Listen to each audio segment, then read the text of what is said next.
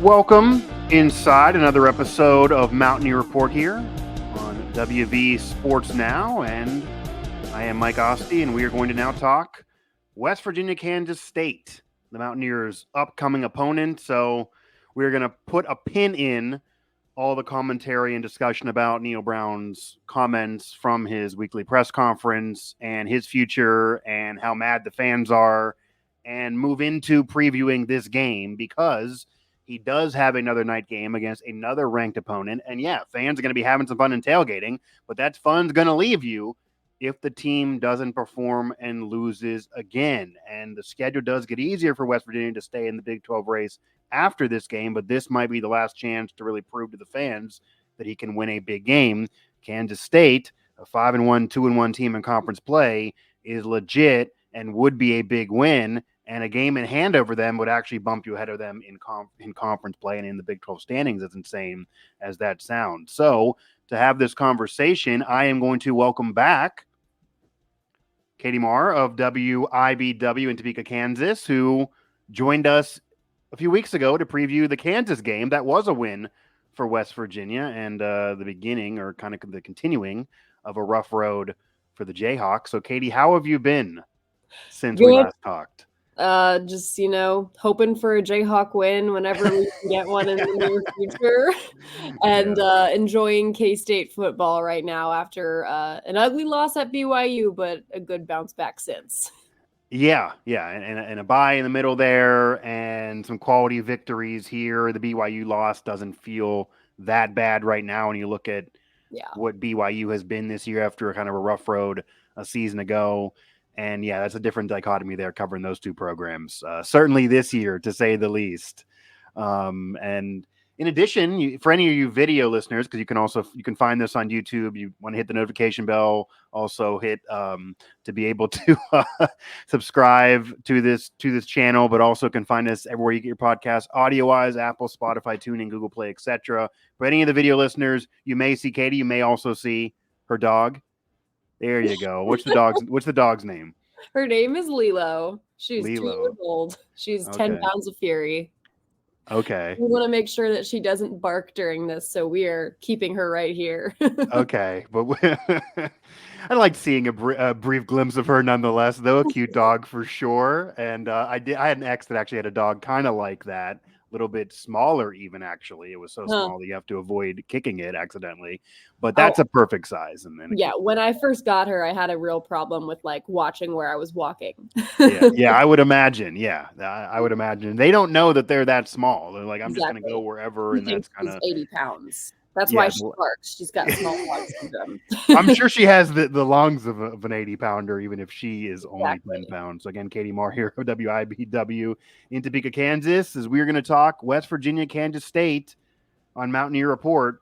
So I do kind of want to get the vibe and the tenor around the Kansas State program going into this game from you. Maybe if you were at any of those press conferences or heard from the coaches and players on what was said, especially what they're expecting from West Virginia, because this is a West Virginia program that is obviously coming off of a loss, coming off of now drama. I don't know if they were aware of any of that from whenever their press conference was, but a team that has won. They did beat Kansas. They did really put it on Oklahoma State on the road, even though this Cowboys team is down this year. You almost never know what you're going to get with West Virginia, and it is a night game in Morgantown, which historically is good for the Mountaineers, even though not so much this year.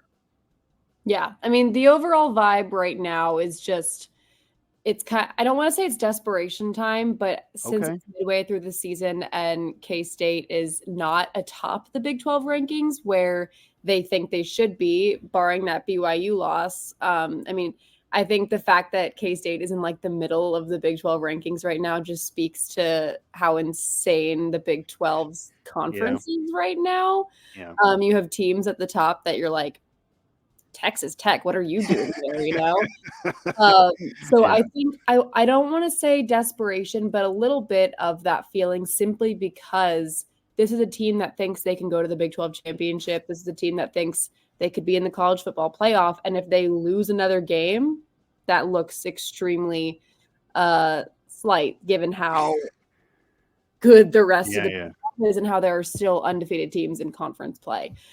So I think it's kind of we need to win everything. And this is a team that has struggled historically with road games. They play incredibly well at home. And then they go on the road, and then that BYU game happens, which I don't even think that game was a true indicator of what BYU K-State would be like. I think that was just like I was going to get to that. Just needed to kick K-State in the butt. I think if they played again, it'd be a very different story. Not saying different result in the end, but a very different score at least. But because of that, I think K-State is just like, they get a really good road win at Colorado on Saturday night. Say what you want about Travis Hunter being out for the second half of the game. Right. But he was still down. They were down by 2 scores when he left. So it's not like K-State was come back from anything. They were ahead the whole time. And that BYU score you're bringing up, 38-9. Yeah. So that was a convincing victory for BYU, and that was their coming out party this year. That hey, we're going to be a player in the Big 12. After last year, West Virginia dominated BYU in Morgantown, and that was a good West Virginia team. But BYU looked like they were going to be a program that needed several years to get going. But that's not the case in this very weird 2024 season that you alluded to. Yeah, Utah was picked to finish the Big 12 first, and that's definitely not going to happen now. And K-State was picked to finish second. Don't even get me started on KU being picked to finish fourth. Some of the picks, the Big 12 media, my colleagues and I, we definitely swung and missed. For sure. Which I always, like, from the start, I was like, I don't think Utah finishing first is going to be accurate. I'm always kind of, I don't want to say I'm like a homer for the teams who have already been in the conference, but I think that's fair. I did pick Utah, but I get that. Yeah. Yeah. I think Big 12 teams took it personally when a newcomer was picked to finish first, Sure. I could see that. And part of Cam Rising hurt again. He missed some games. So could that's be an issue. Now. Now they're basically going with a true freshman. Like, that would be insane if Utah would able to come in there now, although the conference is so wide open that you only need to be a 2 seed, not a 1, to get in the Big 12 title game. So you never know. But that kind of was a compliment to Utah the last 20 years in the Pac-12 and even a little bit before. But an insult probably to the current Big 12 programs, because the whole message was to programs like BYU, you need to take a while to join us and compete. And that wasn't what the media said. But it does look like right now the Utah is not a player. But this game is oddly a game that, despite, I think everyone would agree, Kansas State is a better team than West Virginia. They're favored in this game despite being on the road, and they've been a better team than West Virginia. But West Virginia is 2-1 in conference play. Kansas State is 2-1 in conference play. Kansas State has already lost to BYU. West Virginia does not play BYU. They don't play Utah. They don't play Colorado. If you look at that WVU schedule, they don't play any of these teams we're talking about. They got a break from most of these teams this year. If West Virginia somehow wins this game and beats Kansas State, they weirdly, despite fans wanting to fire the coach and controversy and all of that, they weirdly are in a comfortable, relatively solid spot in the conference. And then if they beat Arizona, they're in like a weird driver's seat because the schedule is pretty much all the bottom of the conference to end the year. Was any of that brought up in terms of the sense of urgency for Kansas State? Any of their players bring up that this is almost, as weird as this is to say, for a team favored who is a recent conference champ that has been a better program, Kansas State is almost in a must-win right now. And you could argue they're more desperate than West Virginia, because if they lose a game in hand at WVU, they already have the game in hand loss to BYU. That would be hard to climb out of that hole, even though you maybe are the better team. Yeah. I think this is a program that really views every week as a must win, which most college football programs do. Yeah. But there's Lilo. What does she think? Views every week as a must win because that's just the way that they are. You know, Upon the Stone, all that fun stuff. It's the culture that they've built. Yeah, it's worked. I mean, they have a program on the rise, to say the least. But their biggest thing is that they don't want to look too far ahead. So when they're saying that everything is a must win, it's just because they view every week as we just need to win because that's the expectation in Kansas State football. Mm-hmm. It's a program of rich history and tradition and all that stuff. But Coach Kleiman has said that in the past, they've had a bad problem of looking too far ahead. So he doesn't want them thinking about the Big 12 championship in week 2. He doesn't want them thinking about the Big 12 championship in week 6 or 7. He wants them to just focus on that week at hand because they're not going to achieve those later goals if they're too busy thinking about them, because they're going to miss out on all the things that they need to do in order to achieve those goals, which is just focusing on the present and the team at hand, That makes sense. Yeah.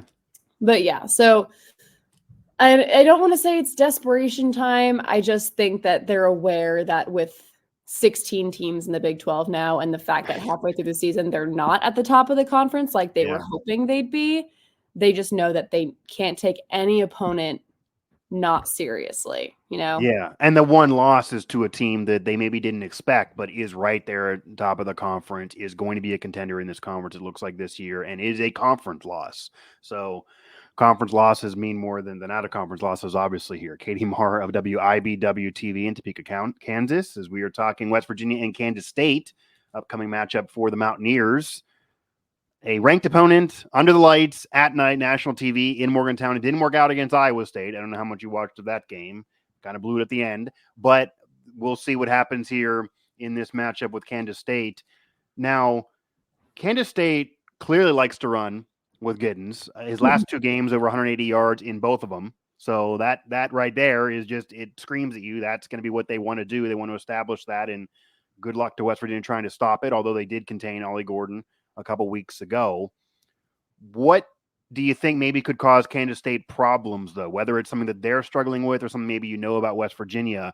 I did actually hear Kansas State's play-by-play jump on some shows and talk about that he thinks Garrett Green, and if he runs more than he's even been and goes back to 2023 Garrett Green, when he kind of was really a dual threat, this year he's got away from it a little bit, that he could be a problem because Kansas State, he thinks, maybe could struggle to try to catch him. Is that something you agree with? What do you think could be an issue in this game for Kansas State? I think containing a mobile quarterback is a hard thing to do these days. We're seeing a lot of defenses struggling with that. I see that for sure being an option. But I think the biggest struggle for K-State will just be, if they face adversity, are they going to be able to respond to it? Because that's what happened to them at BYU, and they didn't respond to it, and they could only kick 3 field goals to score. This team, when it's clicking, is like one of the best teams on TV at that given moment, Yeah. And the fact that they're in prime time too, I think they always play a little bit better in prime time. If they're not going to be at home, they at least have that going for them. But like you said, this is a team that loves to run the ball because they have DJ Giddens. I could write a novel about DJ Giddens and how underrated he is as a running back in the Big 12 and just in the country in general. Look at the numbers, Yeah, no one talks about him. And, it could be because of the way he goes about his business. For reference, for people who don't know, he's an extremely quiet guy. When we talk to him in availability, he doesn't usually come to midweek availability, but after a game, when he's out, there's 20 people around him with a camera and with microphones and stuff, and he's given a few word answers because that's just the way that he is. He's just soft spoken, doesn't say a lot. He's not a showboat. If you watch him when he gets a big run for a first down or gets touchdown, he just finds the ref, throws the ball back, and walks away. And all of his teammates are coming up to him and celebrating. Very rare these days. Very rare.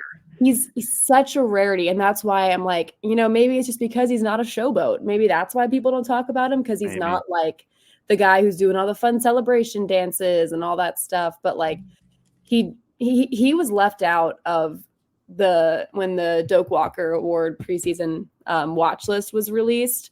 And 5 Big 12 running backs were named to that list. Yeah. Jaheim White, West Virginia, is one of them. Yeah. Yeah. Ollie Gordon was on it. Devin Neal was on it from KU. Of that list, DJ was one of the only ones left out of the actual graphic. They put 4 Big 12 running backs in that graphic and didn't put DJ Giddens. And I was like, okay. Really? One having the best year. He's the one having the best year right now. Exactly. And even after the Colorado game this past week, the Big 12 posted and deleted a tweet and posted a new version after where I forget the exact wording, but I do remember reading it and being like, what? Because they basically said something along the lines of making his name known in the Big 12, or it was add another running back to the list of top running backs in the Big 12. That's pretty much what it was, that second option there. And everyone in the comments was like, what do you mean add him to the list? He's in there. He had a monster season last year. The game before was pretty good. Yeah. Literally. Yeah. He's averaging like almost 200 yards a game. Yeah. Yeah. So that's interesting for sure. Do you catch any chip on his shoulder, though? In the few words he does I think because of the way he goes about his business, he's got a good head on his shoulders. He's a Northeast Kansas kid. He's from Junction City. It's a high school interviewing area. So, his town is very proud of him. But everyone knows what he's like, and no one's really expecting anything else because of the way he goes about his business. And I don't think he has a chip on his shoulder because I don't really think he cares. I think he's like, I'm just going to work hard and do what I do. And who cares if they say that I'm not good enough? I'm going to prove him wrong. He's a guy that's going to play on Sundays one day, Yeah. And the stats again back that up here. Katie Maher, WIBW-TV in Topeka, Kansas, talking to me as we're previewing West Virginia, Kansas State. And for Giddens' season so far, 182 against Colorado, 187 against Oklahoma State, 93 against BYU in the loss, but 93 against BYU still, 86 against Arizona, 114 Tulane, and then the FCS game 124, averaging 7.3 per carry this year for 786 yards. So that's enough right there to tell you that, and his usage rate, of course, in that FCS game, it's not like they're trying to kill him throughout that game either. The stats were still there. So he's putting up numbers, and West Virginia has endured running backs single-handedly crushing them in the last couple years. Again, Ollie Gordon last year did do that. Granted, not as much this year. I do think the D-line and the linebacker crew maybe can face a guy like this better than they would have been a year ago. I do want to kind of ask you, if West Virginia is having success against Giddens, hypothetically, do you believe Kansas State can win a game if they have to do it exclusively through the air? Because in all the wins, he's got over 100 yards. He's been that force that has led their offense. And West Virginia's secondary, as we talked weeks ago, I still think is a weakness, even though it's been better than it was at that time. Can they do it just at that secondary if Giddens is neutralized? Yes, and that was the number one misconception that a lot of people had going into the season and the first few early weeks of the season was, can Avery Johnson throw the ball? Yeah. He came out of high school as one of the top dual threat quarterbacks in the class of 2023 numbers. And, everyone just said he's a tall, skinny running back. Like, that's all he's got. Because I watched the kid play in high school. He's a Kansas native. I watched him drop 5 touchdowns on the ground against one of our local schools here. He's a nuts talent. But the first few weeks of the season, it was very we weren't seeing the explosive plays out of him, both on the ground and in the air. They weren't letting him move a lot is what a lot of people felt like. And whether that be they just didn't want to show, if you don't have to show all your fun plays and all the things your quarterback can do in your non-conference games, why show it? Because, they went 3-0 in their non-conference slate, so I guess they didn't really have to. So that was a concern that people had at first was well, are these offensive coordinators, Matt Wells and Connor Riley, going to let him do what he's good at?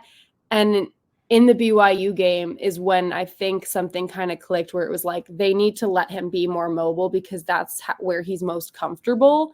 And since that, I think we've really seen him prove that when he gets the option of moving around, he can either break free for a run or he can then find his guy downfield and throw a bomb. Then it's been proven, right. And I think in the last few weeks that Avery Johnson's very capable of passing the ball. And he's had a lot of explosive plays. Just against Colorado last week, he had 2 or 3 huge passes that went to Jace Brown and were plays that kept them in the game when Colorado was storming back in the second half. And that was a prime example of them responding to adversity. They were up by over 2 scores and they allowed a comeback by Colorado in the third quarter. And that fourth quarter came down to could Avery Johnson and his offense throw the ball more, because at halftime, basically DJ already had over 130 yards in the first half on the ground. Yeah. So at halftime, Colorado changed up their defense, and they weren't, and K-State wasn't able to run the ball as much. So they had to adapt to that adversity, and Avery responded well, I think, and proved that he's a quarterback. He can throw the ball. He can't just run the ball. He can do both. So I think if they're forced to throw the ball, he's very capable of doing so. Because I mean, he's had games just against Oklahoma State, which was a top 25 matchup at the time. He combined for over 300 something yards. Yeah, he threw for 259 in that game, Yeah. and that's the game he had to throw the most. That's Yep. the only game this year he had to have over 30 pass attempts, 31 in that game. Every other game's in the 20s generally. His completions are in the teens, but still a solid percentage. It looks like efficiency and not getting over 30 pass attempts is still the recipe for Kansas State here. But the yards, 259 in that game, 224 against Colorado. The other ones are in the hundreds, but he's getting more yards the weeks go by. 1,103 on the year, 11 TDs. The 5 picks, though, it's similar to a Garrett Green recipe a little bit, where there's some passing, there's obviously some running as well, there's some TDs, but there's too many picks and too many mistakes mixed in there. So I would imagine, too, that West Virginia probably wins this game. You're probably seeing an interception from him, an interception or two that West Virginia takes advantage of. They were not able to do that against Iowa State. They didn't flip anything, and Iowa State, of course, scored 14 points off of turnovers. So part of it is Garrett Green needs to be really, really smart as well. What do you think Kansas State brings to the table defensively? You know West Virginia is a run-first team. You know Garrett Green's a dual threat. You know he's kind of made some mistakes recently, and they actually are banged up receiver-wise. Jaden Bray's going to be out for this game again, so he's the major transfer, likely number one, with Hudson Clement, that is not going to be playing. What kind of defense does Kansas State bring to the table, and how much do they match up against the Mountaineers? Yeah, K-State prides itself on having a physical brand of defense. Chris Kleinman is a defensive-minded coach first and foremost, but his defensive coordinator, Joe Klannerman, is one of the more solid defensive coordinators in the game of college football, in my opinion. They're a defense that prides itself on creating chaos. So they, if they walk away from a game and they didn't force at least one turnover, whether that's a forced fumble, whether it's a strip sack, whether it's an interception, like that's a defense that's not happy, because turnovers are a big part of how you win games in college football. More often than not, the team that has more turnovers is going to win the game. 100%. Yep.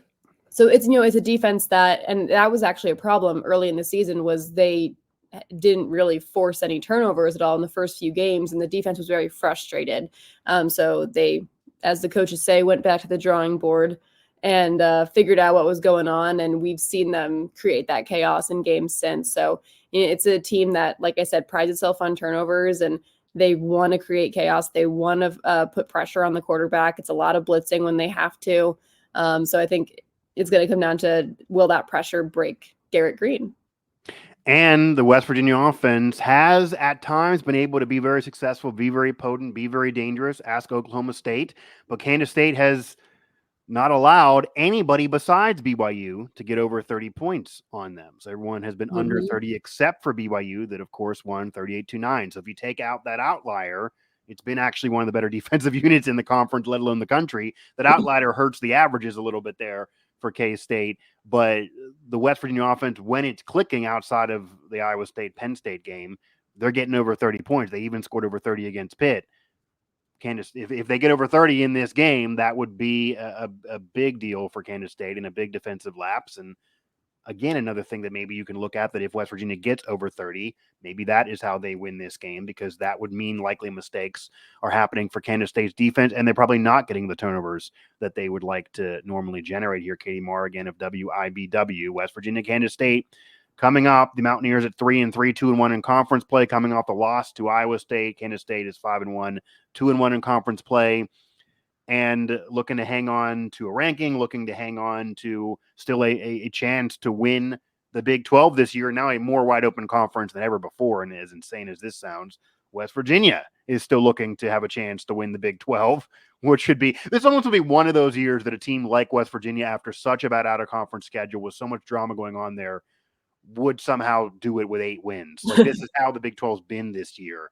Yeah. The fans would want the coach fired despite being in Dallas. Like that would, because the fans would still be off the climb. And again, they win this. It does get a little easier outside of a trip to Arizona.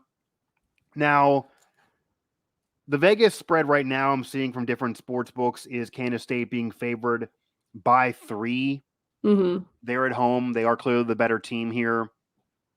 How do you see this game shaking out if you had to give a prediction for this? Yeah, I did say earlier in the week when I saw the spread at that point was 2.5. Yeah, it's I moved. did have K-State winning and covering because I think I want to, I cover them so much that I see how badly this team wants to prove that they deserve that number 1 spot in the Big 12 because, I mean, with Texas and Oklahoma leaving, we kind of talked about this a few weeks ago. Yeah. The conference, we knew the conference was going to be wide open. I mean, right now it's true. The conference is wide open. So it's just how, people were predicting. But with it being wide open in a sense that K-State wants to emerge this year in the first year without Texas and OU, this is a program that wants to emerge as the top dog in the Big 12 that other teams strive to beat, like they have against Texas and Oklahoma for years. And because they have such a rich history of tradition within the football program, I feel like it's more surprising than anything that they already haven't been considered that. I think it's just because of how changing the Big 12 has been lately. I do think K-State continues its hot streak and comes out with a win in this. With it being such a small spread too, even if they were to lose, I can only imagine it being an insanely close game. Yeah, and it's a bit of a weird. I think the spread's a little bit odd. I mean, obviously West Virginia is at home, so they're not going to put a 10-point spread in favor of the road team. That just very rarely happens. You'd have to almost be an FCS situation to somehow have that occur. Yeah. But Iowa State was favored by 5 in many sports books coming into a game at night in Morgantown with a ranking in almost the identical scenario. So it appears that sports books do believe Iowa State is better than Kansas State, and they're more confident in Iowa State than Kansas State, and that's what the AP rank says as well. Mm-hmm. And Kansas State probably can blame the BYU loss for that because Iowa State's undefeated. So there is a difference in what the view was going into the Iowa State game versus this. And West Virginia is now coming off another really bad performance, whereas prior to that game, West Virginia was coming off a great performance against Oklahoma State. So that is why it's interesting. It's almost like there are some people betting that almost think the law of averages feel like that maybe the Mountaineers are going to get one here because they've just been kind of down.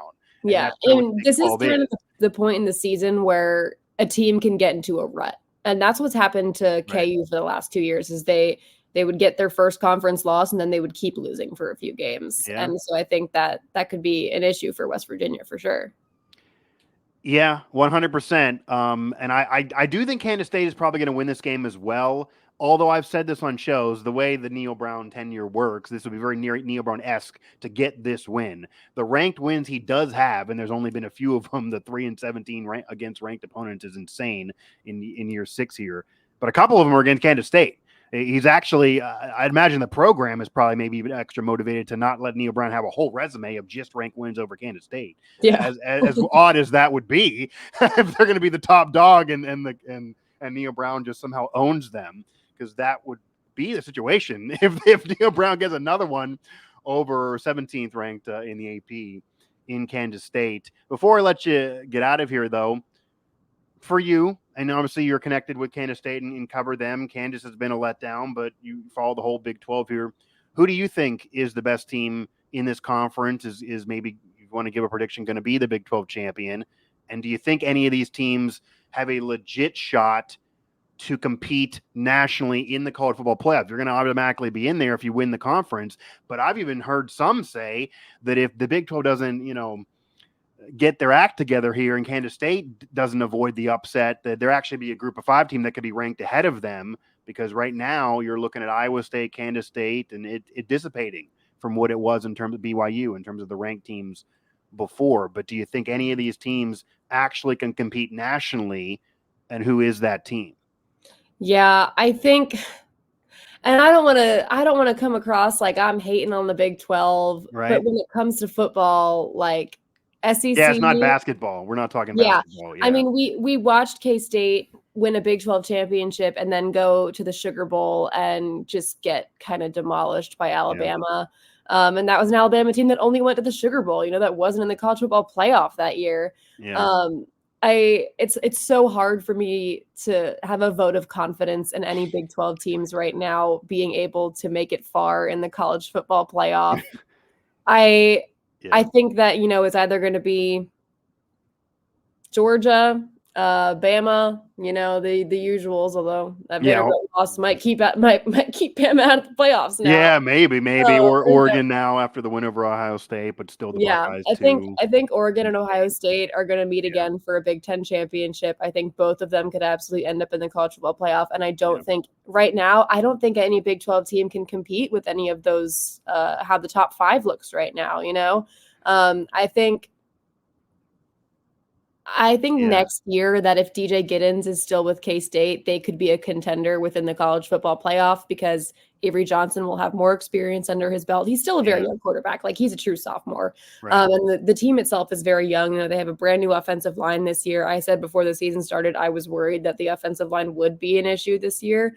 And that's why I was a little like, I don't know about ranking them second in Big 12 just yet. But, they've stepped up really well. They did get a lot of playing time while the old offensive line was playing last year and the year before that.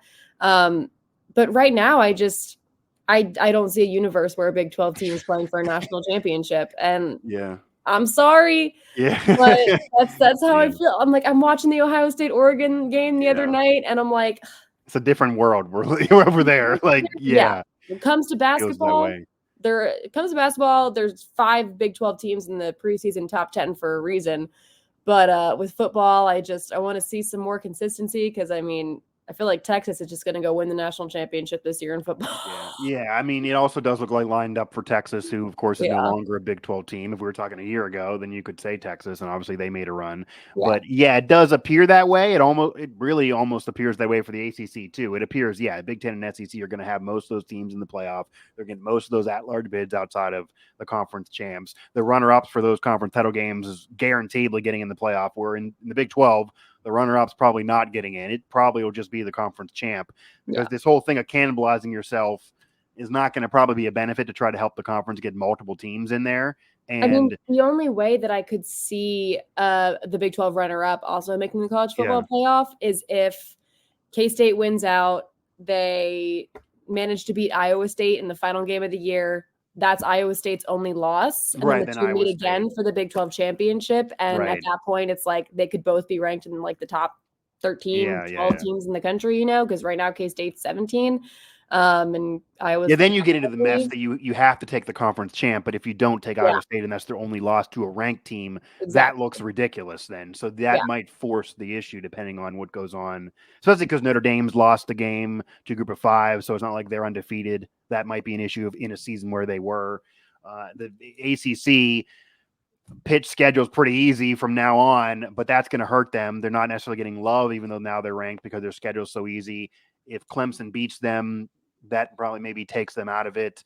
And maybe there's just a conference champ from the ACC as well. So, maybe that's the only chance there. It's a weird thing to kind of have to hope for to get a second team, but that maybe is the shot. In Big 12 championship. And Kansas State fans know all too well about winning a conference and not getting in. They saw TCU getting the playoff despite Kansas State winning the conference title. And of course, that was a similar scenario. The TCU was just so dominant.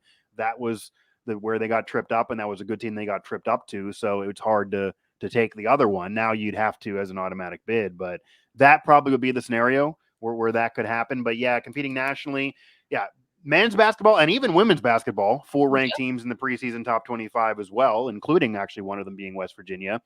That could be the top conference on the women's side as well. But football wise, it looks like they have a ways to go.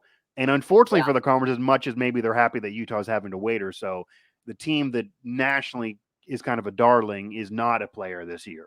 So if Utah was there and they were the team that got tripped up in the title game, it'd almost be a guarantee they would get taken.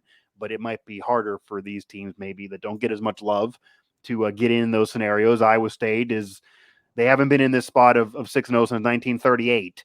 So I don't know how much the committee desperately needs them if they happen to get tripped up at some point here. Katie, I appreciate the time for sure. Maybe we'll do this again with a Big 12 championship looming, even if West Virginia's not playing or whatever goes on nationally, or maybe I'll have you on Sirius, because I do have a national show on Sirius XM to kind of talk separately from this as well. But thanks for the time to you and your dog. I no longer see on screen. Is she still there? She's hiding. Okay, there she goes. Okay. Bye-bye. Yeah, so I appreciate the time. I know you're not going to be in Morgantown again, so you're missing another night game opportunity in Morgantown. I know. Instead, I will be at Arrowhead Stadium watching KU maybe get its first conference win. Yeah, in a game that, let us know what happens there, because I don't know who's going to be checking in nationally. I don't know if that's going to be happening at this point for Kansas. It's going to be like a 3-point game. Just watch. And I do see that Kansas State has Kansas on the schedule coming up. So I don't know if you're a Kansas fan, you probably do not want West Virginia to win this game, because then you're going to get a Kansas State team that's going to be infuriated and just probably will destroy Kansas at that point. That might be worse. The most terrifying K-State team ever is one that's coming off a road loss and is playing the next game at home. Right. Yeah, like a team that you don't want to play. Right, especially a really talented team. I would also imagine that Kansas State would maybe lose their AP spot if they lose this game. West Virginia is obviously not a ranked team. They're 500.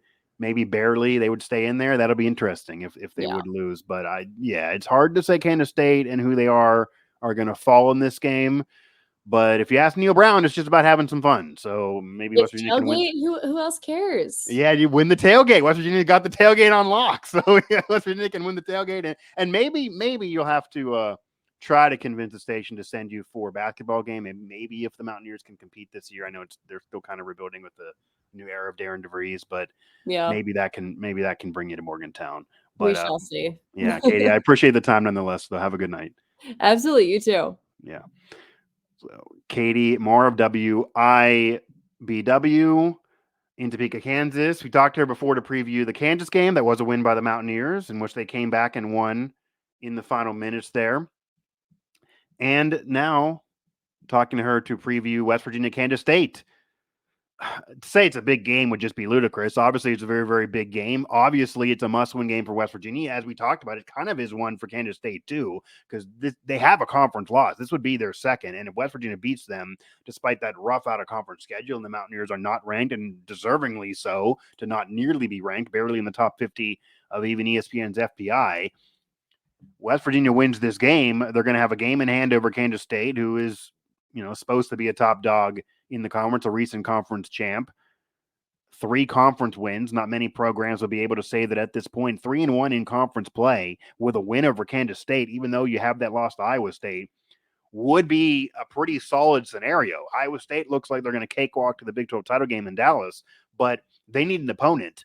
And West Virginia doesn't play BYU, so they don't have to avoid that. They can avoid that being another loss on the schedule. And if BYU gets tripped up and they have a harder schedule down the stretch, and West Virginia beats Kansas State, and I'm assuming Texas Tech and Cincinnati and those teams kind of come back to earth and are not as competitive as they've been. West Virginia plays Cincinnati. They play Texas Tech. If they get those victories and they beat Kansas State and BYU loses a game, the Mountaineers are all of a sudden catapulting themselves to that number 2 spot. And obviously they lose the game in hand, and Iowa State should still be winning. And then somehow they're in Dallas. Now, that doesn't mean I think they're going to beat Arizona. West Virginia could absolutely lose that Arizona game, win or lose against Kansas State, and that could be an issue right there. But Arizona's been proven vulnerable. So even if you do, somehow they could get tripped up again, and then you're still in there. The Big 12 is so wide friggin' open that if West Virginia wins this game, as down as the program is right now, as much as the vibes are bad, and even though everybody and even the previous climb trusters are now off the Neal Brown bandwagon and no longer trusting anything he says, they would be back in this race. That would just be a fact of the conference. And there could be a wild scenario where you win 8 games, you're in the Big 12 title game because the conference has really been down and has not really been as elite as maybe some even projected. The normal favorite teams, the Utahs of the world, Oklahoma State are kind of taking this year off and dealing with their own issues. And if you win the conference, you're in. I don't even think they would win the conference in that scenario. I'm sure they would lose to probably Iowa State again. That's clearly a better team than the Mountaineers. But a win over Kansas State would absolutely put them back in the race, would keep them in the race, really, would get them in a comfortable position, really. It almost would allow them to drop the Arizona game and still be in that race the rest of the year with an easy schedule, and would almost eliminate Kansas State, as insane as that sounds, as another preseason darling, because they would lose that game in hand to a team that would have 3 conference wins, and they would have a loss to both BYU and West Virginia in that scenario, and that's not good for Kansas State, even though BYU is a very good team. So a lot on the line under the lights in Morgantown between the Mountaineers and Kansas State, and a must-win game to keep the vibes moving, but also a game that could keep the West Virginia team kind of in the race, kind of a must-win game as well for Kansas State to stay ranked, to stay in the race, to avoid the scenario that I just painted there that we talked about on this show. But thanks to Katie Maher again from WIBW for joining me again. She's joined me twice this year. Have to have her on some other show. Have to talk about the national scene. Maybe have her on Mic Drop as well for any of you watchers, listeners of me personally and my Mic Drop podcast. It's also on Sirius XM. So maybe talk more national scene there with her on that. Love the conversation with her and her dog. And yeah, it's hard to believe that any of these Big 12 teams that we're talking about or mentioning here, regardless of who ends up winning the conference and as wide open as it is, can actually be a player nationally and deserves any kind of at-large bid over any of these Big Ten SEC teams. It sucks to have a whole playoff with just those 2 conferences, but they are the best 2 conferences for a reason. Those conferences are loaded with the best teams in the country right now. And I think Indiana and those teams will eventually kind of dissipate and come back to earth, but there's still enough in the Big Ten. How can you not take Ohio State and Oregon? How can you not take Penn State after they just beat USC, even if they're not in the Big 12 title game? That's already 3 right there with the conference champ included. SEC, how can you not take Georgia? But how can you avoid all these other teams as well? The Tennessees, the Ole Misses, who's been tripped up, but they still look very, very good. Alabama has a loss to Vanderbilt, but besides that, they're still holding steady with rankings. It's hard to totally not take them as well, as long as they don't get tripped up again, because they have won, but South Carolina almost beat them, so that looks like a competitive team. It's top to bottom, deep, and very, very good for both the Big Ten and the SEC. And the ACC and Big 12 are clearly number 3 and 4. And who's better, 3 and 4? It's almost irrelevant, guys. We can argue about that all day. It's almost irrelevant. Probably would give an edge right now the ACC, but it doesn't matter. It doesn't matter. The conference champs are getting in, and the runner-up is going to have a rough road, unless the scenario that Katie did paint would happen, where you would have Iowa State go undefeated in the Big 12 title game and then lose. And if their one loss is to a ranked team in the title game, they're probably still getting in, and they would deserve to still get in. Those are those scenarios. Or if Clemson beats Pitt in the regular season, they go to the ACC title game, and then they lose to Miami, and their only loss of the year is to Miami that's been ranked all year. Again, that would be another scenario where you probably would take them both.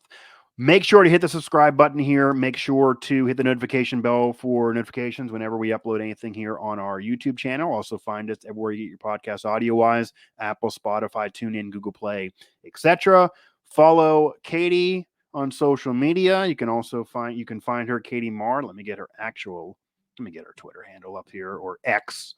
So she is at WIBW Katie right now on X and on social media. So follow her there, find her coverage there. And I'm, of course, at Mike Asti 11 everywhere on social media. But stick with WV Sports Now for all your coverage of the Mountaineers, of this game coming up, of the rest of WVU Athletics as well. And we'll be back at that next press conference. After this game, Monday, I'll be there. We'll be back. We're gonna keep on coming. We'll give you more, because obviously those press conferences now apparently are must see TV on what'll get said in those.